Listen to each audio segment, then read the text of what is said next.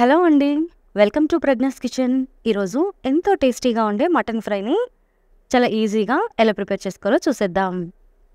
అందరూ మటన్‌ని కర్రీగానే ప్రిపేర్ చేసుకుంటారండి. ఫ్రైగా ఎక్కువగా ప్రిపేర్ చేసుకోరు. కానీ నేను చూపిస్తున్న ఈ రెసిపీ ప్రకారం గనక మీరు మటన్ ఫ్రై చేసుకున్నారంటే మీకు మటన్ కర్రీ కంటే కూడా ఈ ఫ్రైని ఎక్కువగా ఇష్టపడతారు. అంత బావుంటుంది దీని టేస్ట్.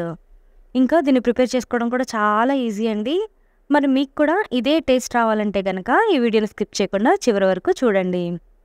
ముందుగా నేను ఇక్కడ పావు కిలో మటన్ తీసుకున్నానండి. వీటిని శుభ్రంగా కడిగి పక్కన పెట్టుకున్నాను. అలాగే ఒక కుక్కర్ తీసుకొని ఇందులో హాఫ్ టీ స్పూన్ ఆయిల్ వేసుకున్నానండి అడుగంటకుండా ఉండడం కోసం. అలాగే ఈ నూనెలో హాఫ్ టీ స్పూన్ పసుపు కూడా వేసుకొని శుభ్రంగా కడిగి పెట్టుకున్న మటన్ ముక్కల్ని ఇందులోకి వేసుకోవాలి.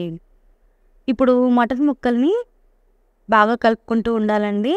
అలాగే ఇందులోకి రుచికి సరిపడినంత ఉప్పు కూడా వేసుకొని ఇందులోని వాటర్ అంతా కూడా బయటికి వచ్చేంత వరకు ఈ విధంగా కలుపుకుంటూ ఉండాలి.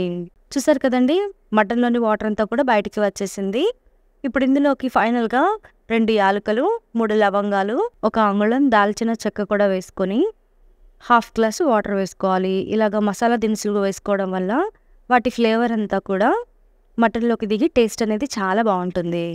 ఇప్పుడు కుక్కర్ మీద మూత పెట్టుకొని మంటది మీడియం ఫ్లేమ్లో పెట్టి 3 విజిల్స్ వచ్చేంత వరకు ఉడికించుకోండి.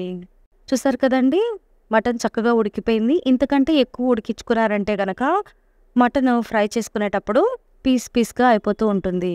ఇప్పుడు స్టవ్ మీద ఒక కడాయి పెట్టుకొని 4 లవంగాలు, 1 అంగుళం దాల్చిన చెక్క, అలాగే 3 ఇలాచీ కూడా వేసుకొని వీటిని ఒకసారి గరిటెతో బాగా కలుపుకోవాలి. ఇవి ఫ్రై అయిన తర్వాత ఇక్కడ నేను 5 ఎండుమిర్చి తీసుకున్నానండి. అది కూడా గుంటూరు మిరపకాయలు కదా, కారం చాలా ఎక్కువగా ఉంటుంది. మీరు తినే స్పైస్ని బట్టి కారం అనేది అడ్జస్ట్ చేసుకోండి. చూసారు కదండి, ఎండుమిరపకాయలు కూడా చక్కగా వేగిపోయినాయి. ఇప్పుడు ఇందులోకి 1 టేబుల్ స్పూన్ ధనియాలు, పావు టీ స్పూన్ జీలకర్ర, అలాగే జస్ట్ 1 టేబుల్ స్పూన్ ఎండు కొబ్బరి వేసానండి రుచి కోసం. ఈ కొబ్బరి యాడ్ చేసుకోవడం వల్ల ఫ్రైకి మంచి టేస్ట్ వస్తుంది. ఇప్పుడు వీటిని దోరగా వేగేంత వరకు వేయించుకోవాలి. చూసారు కదండి, ఈ స్పైసెస్ అన్నీ కూడా చక్కగా ఫ్రై అయిపోయినాయి. ఇప్పుడు వీటిని మెత్తటి పౌడర్ అయ్యేంత వరకు గ్రైండ్ చేసుకోవాలి. అది చక్కగా మెదిగిపోయింది. ఇప్పుడు దీన్ని ఒక గిన్నెలోకి తీసుకొని పక్కన పెట్టుకోండి. అలాగే అదే ప్యాన్లో 2 టేబుల్ స్పూన్ల ఆయిల్ వేసుకోవాలి. ఆయిల్ హీట్ అయిన తర్వాత ఒక పెద్ద సైజు ఉల్లిపాయల్ని ఈ విధంగా చిన్ని ముక్కలుగా కట్ చేసుకొని వేసుకోవాలి. ఉల్లిపాయలు లైట్ గోల్డెన్ కలర్లోకి వచ్చేంత వరకు బాగా కలుపుకోవాలి. చూసారు కదండి, ఆనియన్స్ చక్కగా ఫ్రై అయిపోయినాయి. ఇప్పుడు ఇందులోకి అల్లం వెల్లుల్లి పేస్ట్ హాఫ్ టీ స్పూన్ వేసుకోవాలి. ఫ్రెష్ అల్లం వెల్లుల్లి పేస్ట్ అయితే కనుక మీకు రుచి చాలా బాగుంటుంది. అల్లం వెల్లుల్లి పేస్ట్ పచ్చివాసన పోయేంత వరకు బాగా ఫ్రై చేసుకోవాలి.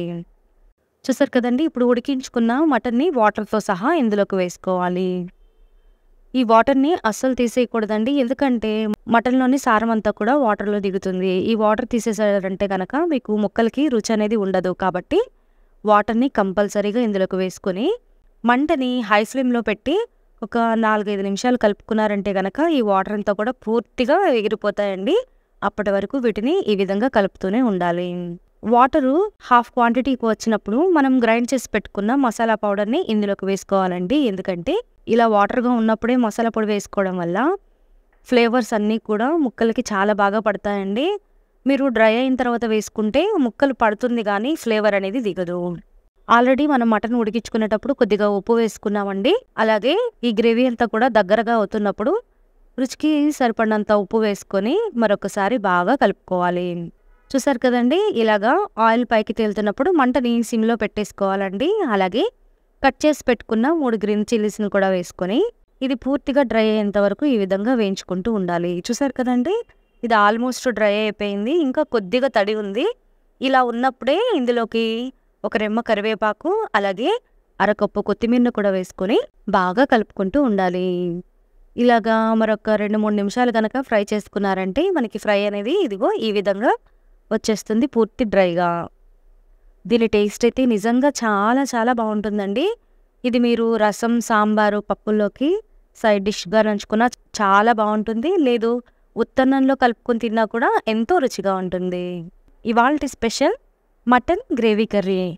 చాలా స్పైసీగా ఎంతో టేస్టీగా ఉండే మటన్ కర్రీని ప్రిపేర్ చేసుకోవడం చాలా ఈజీ అండి. ఇంకా దీని టేస్ట్ అయితే కనుక చాలా చాలా బాగుంటుంది. డెఫినెట్‌గా ఈ పద్ధతిలో ట్రై చేసుకోండి. ఇది రైస్‌లోకే కాదు చపాతీ, రోటీ, పుల్కాల్లో కూడా చాలా బాగా సెట్ అవుతుందండి. చూసారు కదా! గ్రేవీ ఎక్కువ కావాలనుకునే వాళ్ళు ఈ పద్ధతిలో ప్రిపేర్ చేసుకుంటే గనుక ఎంతో టేస్టీగా వస్తుంది. ఇంకెందుకండి ఆలస్యం, లేట్ చేయకుండా వీడియోలోకి వెళ్ళిపోదాము.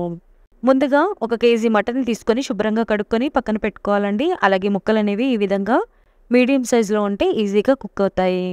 ఇప్పుడు స్టవ్ మీద ఒక కుక్కర్ పెట్టుకొని ఇందులోకి 3 టేబుల్ స్పూన్ల ఆయిల్ వేసుకోవాలి. ఆయిల్ హీట్ అయిన తర్వాత 3 లవంగాలు, 1 అంగుళం దాల్చిన చెక్క ముక్క, అలాగే 2 ఇలాచీ కూడా వేసుకొని వీటిని ఒకసారి కలుపుకోవాలి. ఇప్పుడు ఇందులోకి 2 పెద్ద సైజు ఉల్లిపాయల్ని చిన్ని ముక్కలుగా కట్ చేసుకొని వేసుకోవాలండి. ఈ ఉల్లిపాయలు లైట్ గోల్డెన్ కలర్ వచ్చేంత వరకు బాగా ఫ్రై చేసుకోవాలి. చూసారు కదండి, ఆనియన్స్ అనేవి చక్కగా ఫ్రై అయిపోయినాయి. ఇప్పుడు ఇందులోకి 1 టేబుల్ స్పూన్ అల్లం వెల్లుల్లి పేస్ట్ కూడా వేసుకోవాలి. ఫ్రెష్ అల్లం వెల్లుల్లి పేస్ట్ వేసుకుంటే కనుక మీకు మంచి ఫ్లేవర్ అయితే వస్తుందండి.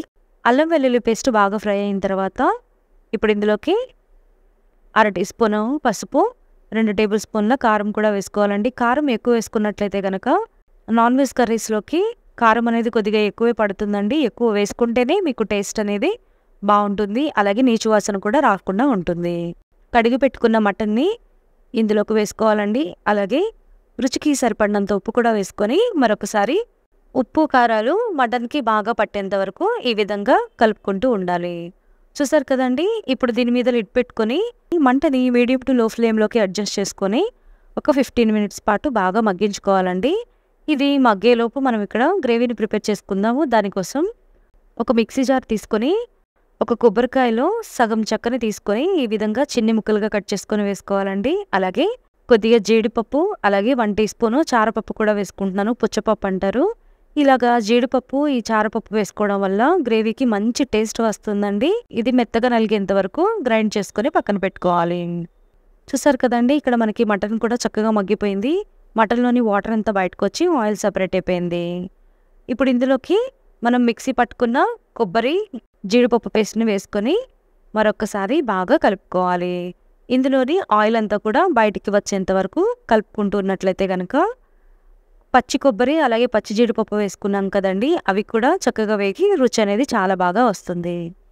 ఇప్పుడు ఇందులోకి 1 టేబుల్ స్పూన్ ధనియాల పొడి, 1 టేబుల్ స్పూన్ గరం మసాలా, అలాగే 2 పచ్చిమిర్చిని ఈ విధంగా కట్ చేసుకొని వేసుకొని ఈ మసాలాలన్నీ కూడా బాగా కలిసేంత వరకు కలుపుకోవాలి.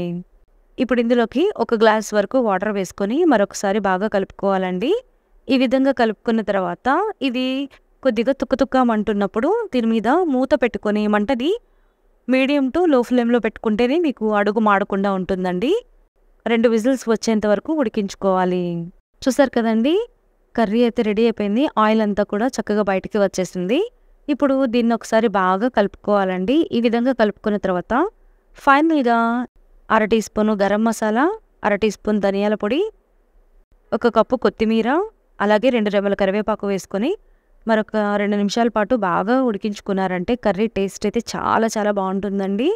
ఇలాగ లాస్ట్లో కూడా గరం మసాలా అలాగే ధనియాల పొడి వేసుకోవడం వల్ల కర్రీకి మంచి ఫ్లేవర్ అయితే వస్తుందండి. ఇంకా దీని టేస్ట్ అయితే నిజంగా చాలా చాలా బాగుందండి. వేడి వేడి అన్నంలో వేసుకొని తిన్నా సరే, లేదంటే మీరు చపాతీ, రోటీతో తీసుకున్నా కూడా చాలా చాలా బాగుంటుంది. చూసారు కదండి, ఈ రెసిపీ కనుక మీకు నచ్చినట్లయితే ప్లీజ్ నా ఛానల్ని సబ్స్క్రైబ్ చేసుకొని పక్కనే ఉన్న బెల్ ఐకాన్ని క్లిక్ చేయండి. అలాగే ఒక్క లైక్ చేసి షేర్ చేయండి.